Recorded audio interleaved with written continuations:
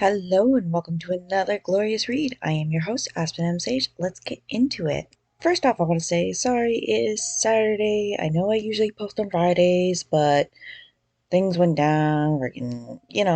Life goes on. It's Christmas almost, and everything's all jumbled. So hopefully after New Year's, we get back on a normal schedule of where I post on Fridays.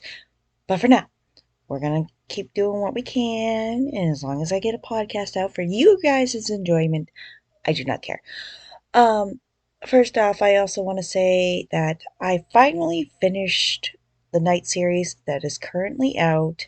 I'm hopefully going to go back to that Irish Mafia series once those books are written next year. But we are getting close to the end of the year, and I still have more books to read. I have not picked a new one yet. I have to go through my TBR list. But once I figure out which book I'm going to read next, I'm going to let you guys know. I have so many. I think I have like 87 books to choose from. And I know that I've also wanted to reread books I've read before. Plus, again, as you know, I'm an author. I do try to work on my own books. I'm working on my Daniel's Aries. Right now, it's starting to sound pretty good from what it originally started as when I posted it.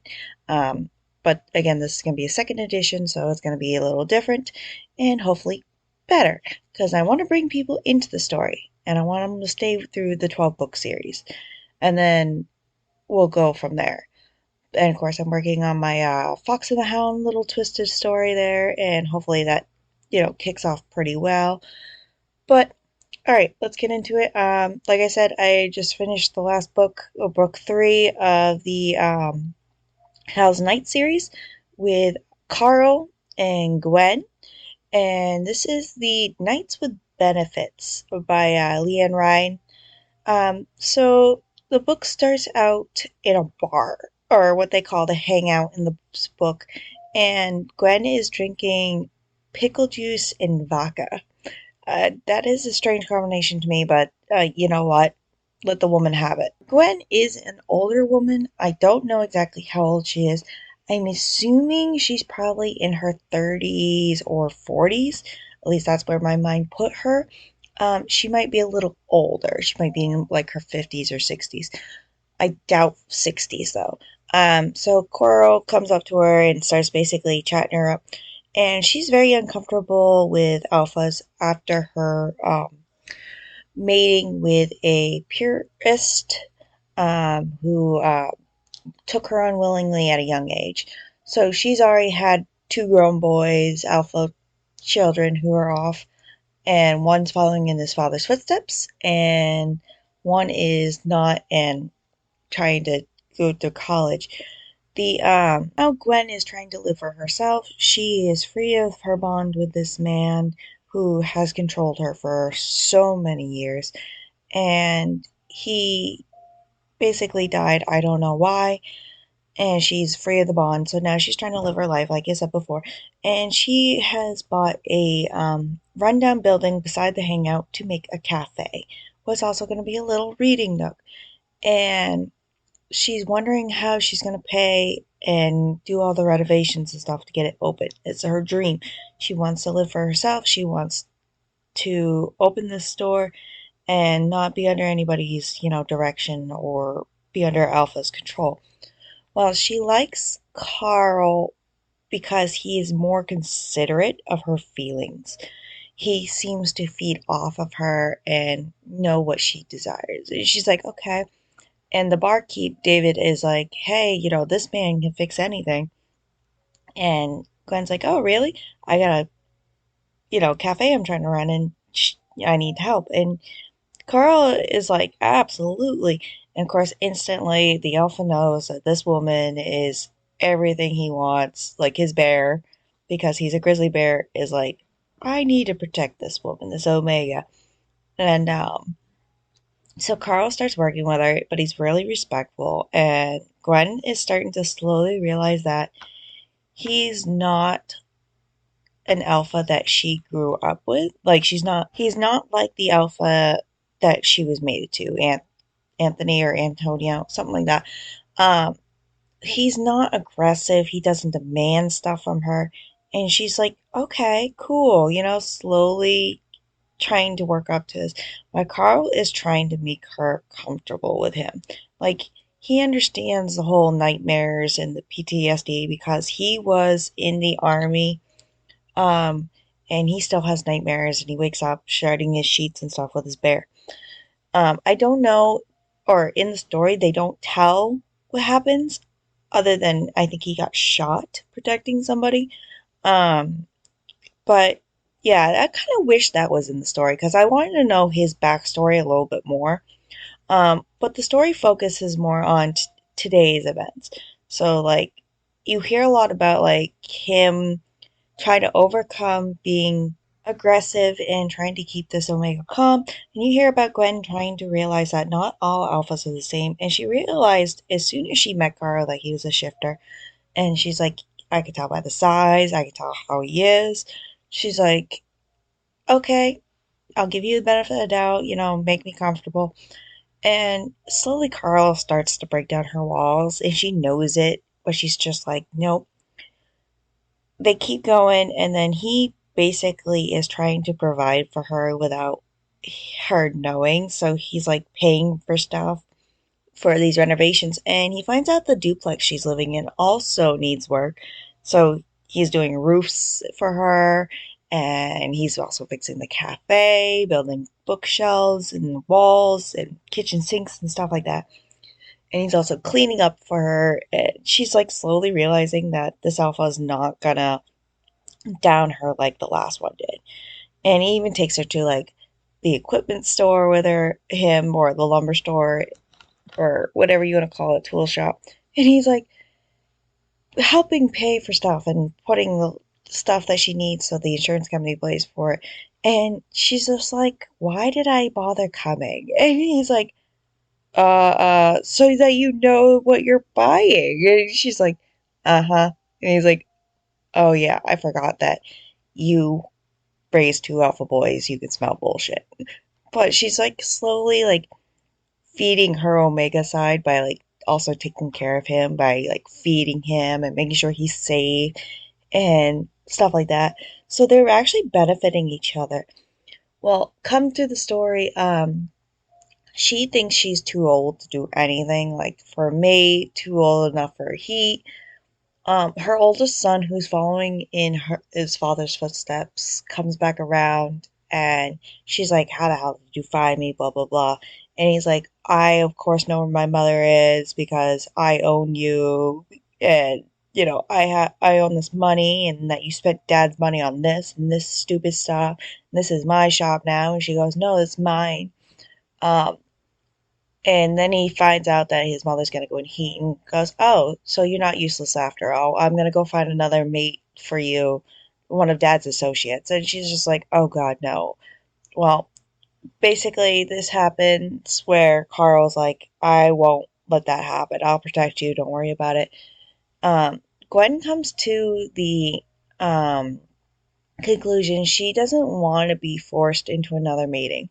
And Carl helps her sees that, and she's like, it doesn't matter anyway, because she was in that mindset where she's like, it's gonna happen, they're gonna steal my stuff, I'm no longer gonna be free.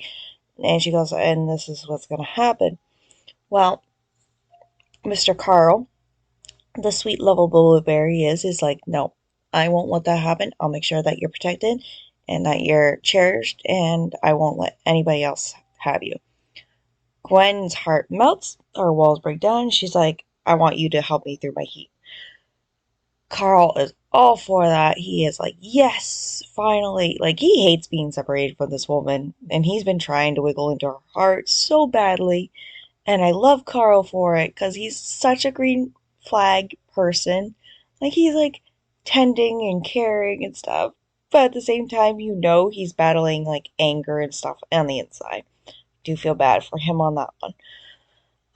So anyway, they go through the heat. And poor Gwen's like, oh boy, he's bigger than I thought. Because he warned her about his wear form, because if they were gonna be mated, because she did ask for that also, she was giving a choice, like she was making her own choice for that. she wasn't being forcefully taken. What's so I feel bad for that woman because she was young and she's like, I was young and naive, and that's what happened, and I fell into that last relationship. Because she asked also Carl to cover her scars on her neck where her last mate bit her. She's like, I want you to erase him entirely. And he's like, you got it. The poor woman's like, doesn't know what to do when his rare form comes out. Like, he warned her, and she's like, I don't care. As soon as she's in the moment where he's trying to complete the mating, and she's like, I've never been so full. She's like, I can't accept anymore. Like, he's trying everything he can to keep her going, and he's like, you're doing so well, baby girl. Does he's sweet talking to her, and she's like, okay, maybe I can. Like, she's in heat, but she's not like full blown like, oh my god, I'm lost all sensation heat. So poor Carl's trying, she's trying, and then when they finally do complete their session, he is like, did I hurt you? Here, let me tend to you and care for you, let me feed you. Of course, all this happened. There's a fight going on with the purists because they're coming around. They wrote really horrible stuff beforehand on the mother's cafe, and she knows that her son's involved, and she's like, does tell Carl, if Adam is involved, please don't hurt him. Or she does ask if he's gonna hurt him. He's like, I'll try not to for your sake.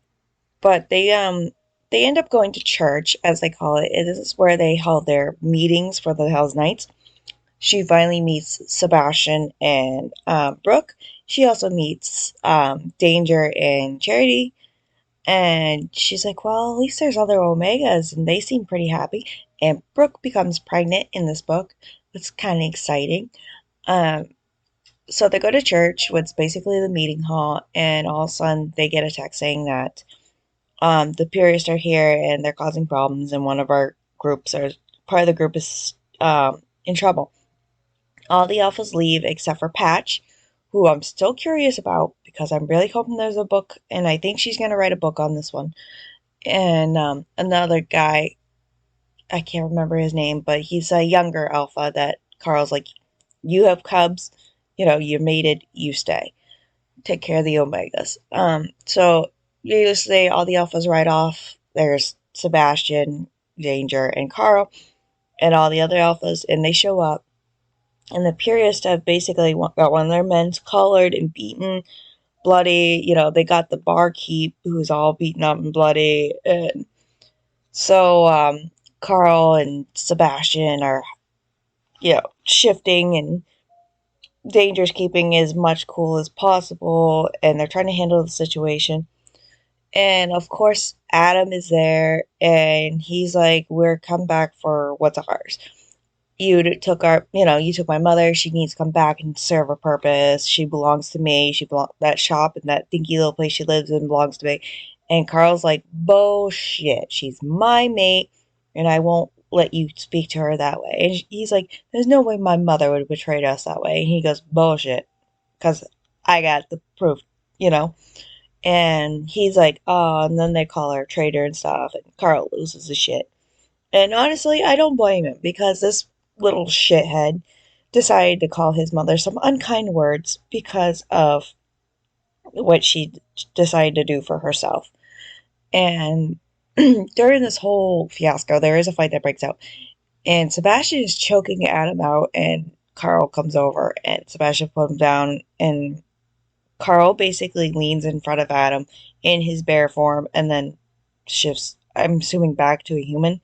And he says, you were so lucky that your mother loves you so much to keep you safe. Because if not, basically, I'd rip out your own throat. That kind of thing. So the purists are like, nope, we're leaving. And Adam's like, no, I'm done with her. You can have her. And that kind of bullcrap. Um, and of course, Gwyn comes back and she's like, so what happened? And he goes, Adam was there, and he says he's not coming back. And I'm sorry because I told him if I ever see his face again, I won't be so lenient. And she's like, yeah, I totally understand. Um, so as the story goes on, she does finish the shop, and she does open it, and all the Hell Knights are there to support her, and Carl came up with the idea that if people brought books for her to fill the shelves with, they get a free cookie. So, of course, her youngest son, who was in college, comes and supports her. And she did try to talk to her oldest son, and he was still unkind. So she's like, "Yeah, that relationship's pretty much dead because he pretty much has abandoned me and doesn't want anything to do with me, and that's fine because he fell into his father's footsteps." And she goes, "I'm not endangering my mate. I'm not endangering the community, and I'm not endangering the Hell Knights." So she goes, I'm going to end that relationship with, Adam. So the book was really good. It was a really good, like, relationship building, but it was a very fast relationship building. Like, it wasn't, like, stretched over months. It just seemed like it was stretched over, like, maybe a month. But it was a good story. I do like it. Carl is definitely the green flag male, even though he's, like, battling his own demons in his head. Gwen is such a spitfire old woman. Like you could tell that she was a mother, and she's just like, "Don't pull that crap with me, a young man," kind of thing. Um, and she's also very like, uh, she's just that older woman that's like, "No, I'm not that pretty, but if you want to stare at me, go ahead," kind of thing. She is so funny. Um, like I said, I do hope that Leann keeps going on these books because I really want to know what Patch is. I'm very curious about his animal. He's so silent and like mysterious. Um, so anyway, my favorite character in the book, it has to be Carl because he is trying his damnedest to win this woman over. I wish that Gwen was a little bit more spitfire though. I mean, there are times that she does put Carl in his place, but she's not like Brooke was or Charity, um, or any of the other female characters I've read in other books. But she is just, she's funny. She's that mother kind of thing. Um, so, spice level, I give it a mild 4. I do wish it was more, but it's not. Like, there was times where they did it in the middle of the cafe while it was building. They did it at her house, and then during the mating session, they go back to Carl's place. And it was interesting listening to her build her nest and how she was like very demanding. She's just like, rub your scent on this blanket. Okay, put it here. And then she's like trying to make out. And it was funny because Carl's also that green character that's like, okay, Omega, I'm gonna put you in your nest. And she's like, no, come here. And he's like, no, if we're gonna do this right, we're gonna do this right. He's like, I need to be invited to your nest. And she's like, oh, he does care. Like, her last mate didn't even bother being invited in. He just went in, and like, I guess it was against the law in the book. So like, he was breaking the law regardless. And she's just like, yeah, come on in. She's like, you're mine. Let's go. And she does get impatient where he's like, no, you can't have it yet. You can't touch it yet. And she's just like, damn it, I will freaking rip you up if you don't give me what I want. So I give her brownie points for that one. Um, so these books are good. I definitely recommend the Hell's Night series. Like I said, I do hope she writes another one because I'm very curious. She also mentioned writing a book about Jackson. Jackson's one of the side characters who gets really badly hurt in the first book. He's battling his demons in the second book, and then in the third book, he kind of opens up a little bit more, but you don't hear much about him. In the first book, he ended up being like, I think, skinned alive, and his tail was cut off. He was a young wolf shifter, and you hear Carl in this book being like, "You go into therapy, you getting this shit taken care of," and Jackson being a young alpha, he's just like, flipping him off, like, don't push me, man. It's like, Carl's like, man, I know what you're going through. Come on. I've been there. I've done that. Let's go. So, but I do hope a story on Patch.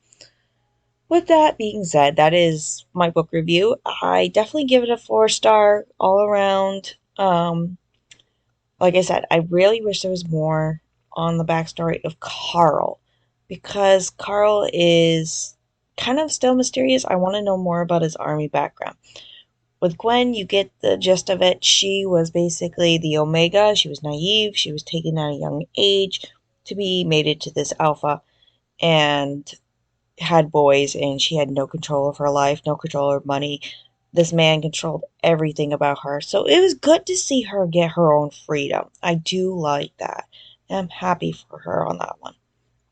And Carl, I think meeting him definitely grew her up and above that. So that is nice.